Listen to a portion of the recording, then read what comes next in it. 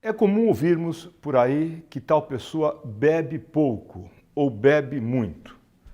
Expressões como essas são usadas a toda hora, mas de forma geral, dificilmente dá para saber o que cada um entende como parâmetro de quantidade. Quando o assunto é consumo de bebidas alcoólicas, o que é pouco e o que é muito para você?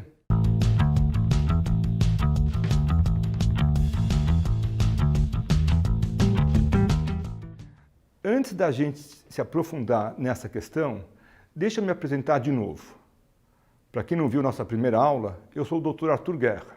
Essa é a segunda aula do curso Álcool, Saúde e Sociedade e nela falaremos sobre as definições de dose padrão, de padrões de consumo e, a partir desses conceitos, o que é uso nocivo de álcool.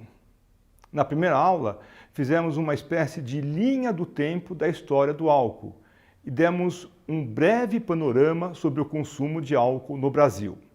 Sobre a aula de hoje, tem um ponto anterior que é importante colocarmos aqui. Falar sobre os efeitos de qualquer substância envolve três variáveis fundamentais. O sujeito que está consumindo, com suas particularidades físicas, psíquicas, culturais e por aí vai. A substância que está sendo consumida, com as suas propriedades farmacológicas específicas e o contexto em que ocorre o uso dessa substância. Para exemplificar esse fator do contexto, uma pessoa pode beber em um encontro entre amigos, sozinha em casa, com a intenção de relaxar depois de um dia cansativo de trabalho, em um quadro de extrema vulnerabilidade, como vemos acontecer em pessoas em situação de rua, dentre outros contextos. O álcool é uma droga legalizada no Brasil e na maioria dos países do mundo, exceto, por exemplo, nos países islâmicos. É consumida por pessoas dos mais diferentes perfis. É importante adotarmos parâmetros sobre o consumo para entendermos os efeitos do álcool na saúde, tanto benéficos como nocivos, tanto individuais como coletivos. Agora, vamos pensar juntos naquela pergunta que fiz lá no início da aula. Quando o assunto é consumo de bebidas alcoólicas, o que é pouco e o que é muito para você? Aliás, você vai notar que ela é uma espécie de fio condutor do conteúdo dessa aula. Em primeiro lugar, como entender se esse consumo é baixo ou alto sem saber qual é a unidade de medida usada? Esse é o primeiro conceito de hoje, dose padrão.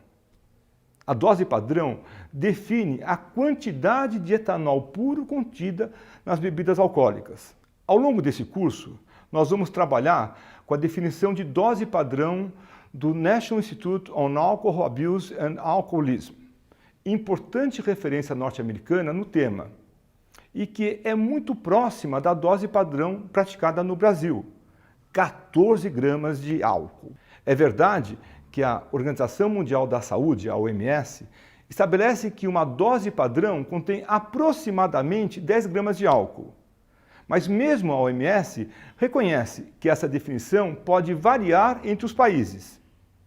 Ainda não existe um consenso internacional a respeito desse número.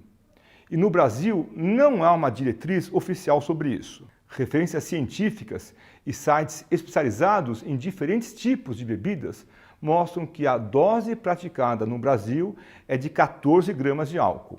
Bom, agora você deve estar se perguntando: como é que eu vou saber quanto é 14 gramas de álcool? Para facilitar, essa é mais ou menos a quantidade de álcool presente em uma lata de cerveja, aquela mais comum de 350 ml, ou uma taça de vinho com 150 ml, ou uma dose de destilado com aproximadamente 45 ml. Agora que deu para visualizar com os exemplos que demos, você imaginava que uma dose de álcool era mais?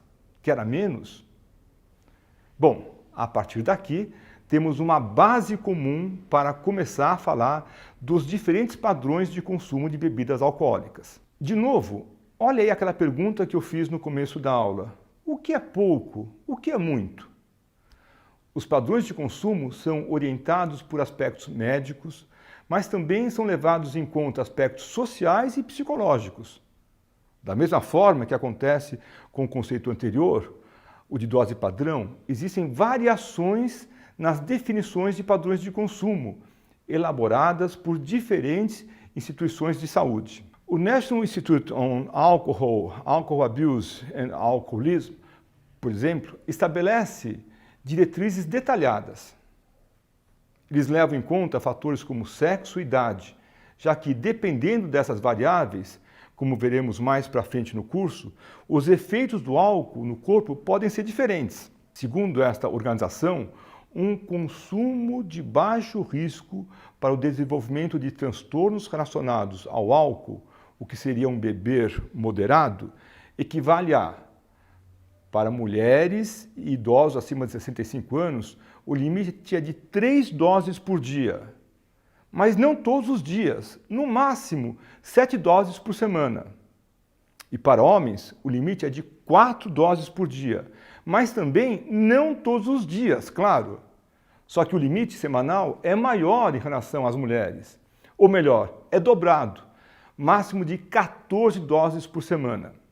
Eu sei que mulheres que estão vendo essa aula podem estar pensando, que injustiça! Quer dizer que as mulheres só podem beber metade em relação aos homens? Mas como eu disse antes, veremos mais para frente no curso o porquê, em termos biológicos, essa diferença. Em relação a isso, também teremos uma aula só sobre as situações em que o consumo de álcool simplesmente não é recomendado. Nesses casos, por dia, por semana, é 0. Agora, aqui cabe uma provocação importante. Pense num homem que não bebeu a semana inteira, mas chega no sábado e consome as 14 doses de uma só vez. Isso é beber moderadamente? Pois é, não é. Com a dose padrão em mente, a gente começa a ter noção de que aquele só bebo de final de semana pode não ser tão moderado e inofensivo como parece. Esse tipo de situação nos leva para um outro conceito importante da aula de hoje. É o BPE, sigla de beber pesado episódico, ou binge drinking em inglês. Bem comum em festas do tipo open bar, por exemplo, o BPE acontece geralmente quando uma grande quantidade de álcool é consumida em um período curto de tempo. O NIAAA, a mesma instituição que mencionamos antes, entende o beber pesado episódico como um padrão de consumo que eleva a concentração de álcool no sangue para 0,8 mg por ml. Geralmente, esse nível de álcool no sangue é atingido quando mulheres consomem 4 doses ou mais em um período de aproximadamente 2 horas e homens consomem 5 doses ou mais de alguma bebida alcoólica nesse mesmo período de aproximadamente 2 horas. Vale a gente resgatar o conceito do que é uma dose padrão. Relembrando, uma dose padrão é equivalente a uma lata de cerveja de 350 ml, ou uma taça de vinho de 150 ml, ou uma dose de destilado de 45 ml. Tudo é uma dose padrão. Bom, acredito que todo mundo tem a intuição de que beber muito em poucas horas não faz nada bem. Quem já sentiu na pele os efeitos do beber pesado episódico sabe quais são algumas das consequências. Eu, como médico, já vi pessoas em situações bastante graves depois de beberem desse jeito. Isso porque o beber pesado episódico é um padrão de consumo que está relacionado a um risco maior de prejuízos imediatos, como amnésia alcoólica, quedas, acidentes de trânsito e comportamentos em que a avaliação de riscos fica comprometida, como envolvimento em brigas ou sexo desprotegido, para citar algumas. Se virar um padrão de consumo frequente, a coisa complica, porque aumenta o impacto negativo do álcool em diversos órgãos e sistemas do nosso corpo, especialmente fígado, trato gastrointestinal, pâncreas, sistema nervoso e sistema cardiovascular. Essas informações sobre padrões de consumo que falamos até aqui são fundamentais para pensarmos sobre o uso de álcool. E agora é hora de lembrar daquele trio sujeito, substância, contexto, que falei lá no início da aula. Quando se trata de álcool, não existe um nível seguro de consumo. O que isso quer dizer? Segundo a OMS, essa recomendação é reforçada porque, dependendo do indivíduo, mesmo pequenas doses podem estar associadas a riscos significativos. É o caso de pessoas com maior predisposição para desenvolver doenças hepáticas ou vulnerabilidade genética para a dependência do álcool, por exemplo. Diante desse cenário, dizer especificamente o que configura um uso nocivo de álcool não é uma tarefa simples.